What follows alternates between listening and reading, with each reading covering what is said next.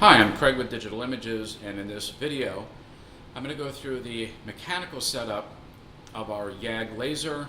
In this video we'll go through all aspects of just the physical setup and the cabling.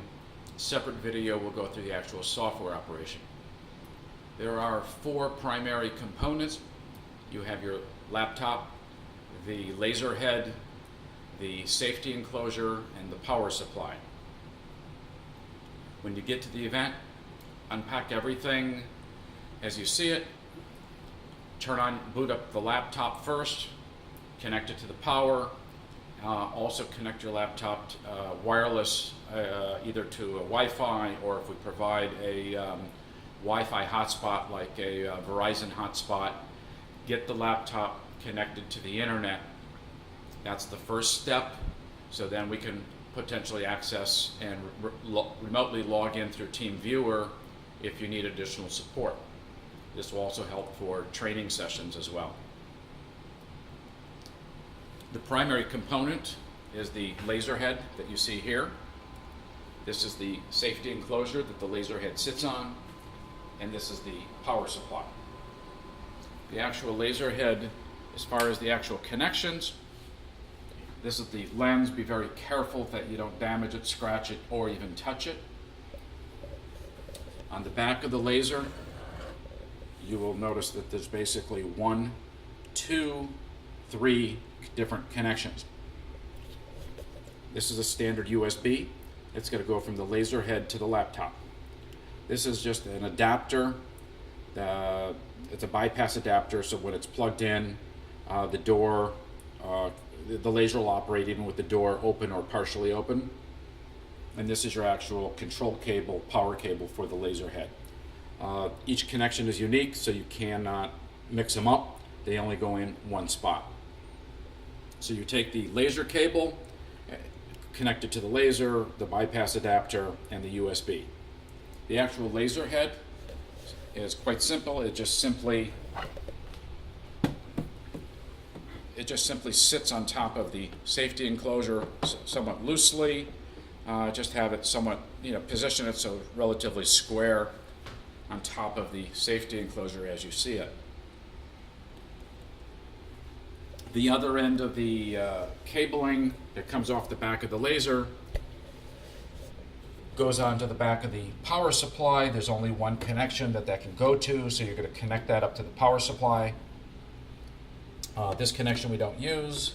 Here's your power on off, and this is your 110 volt that plugs into a standard outlet on the wall. Before you turn it on the front of the power supply, you have your emergency stop, your ready light, your laser on, and your key. Make certain that the emergency stop has not been pushed in during shipping. Frequently it does get pushed in, so before you do anything, I would suggest pushing it in. Make sure it should click when it goes in. To reset it, rotate it, you'll hear it click, it'll pop out. So now you know that it is armed, that it's ready, and the laser can be turned on. Next step would be on the back of the power supply. Turn on the power. You hear that little musical tone, the green light will come on. And then the next step is to the laser on square white button. If you press it, this will be blinking for about 10 seconds, and the light on top of the laser also will be blinking at the same time. We're going to wait for that to complete. That's arming the diodes of the laser. When it's successfully completed, the light will go steady. The laser is now armed and ready to be used. The other mechanical aspect of the setup is inside the laser. We have what's called as the Z-axis table that goes up. It goes up and down to adjust the height. Whatever is being engraved has to be in the exact correct elevation for focus, otherwise it won't engrave. And you adjust it by turning the knob, and the table will go up and down. Usually when we ship it, it's going to be all the way down so that the power supply will usually would be packed inside. Take the power supply out, turn the knob to raise the table, and there's a marking on the side of the door right here, and basically what you're going to do is take the edge of the table and you're going to raise the table until it's evenly aligned with the edge of the line, exactly as you see it, and then the table is perfectly aligned. Don't confuse the two markings with some of the lower ones that might be down below. It's going to be the uppermost marking, and it's important that the edge of the table is perfectly aligned. To give you an example, that would probably result in the laser either not working or being a real weak engraving. So make sure you get down and look at it and make certain that the height is exactly correct as you see right there in the video. Once that elevation is set as you see it, you leave it alone for the rest of the event. So the mechanical setup for the most part is completed. The only last thing is on the back of the laser, we have a small exhaust fan, and this just simply pushes onto the back of the laser, sits on the table, plug it into an outlet.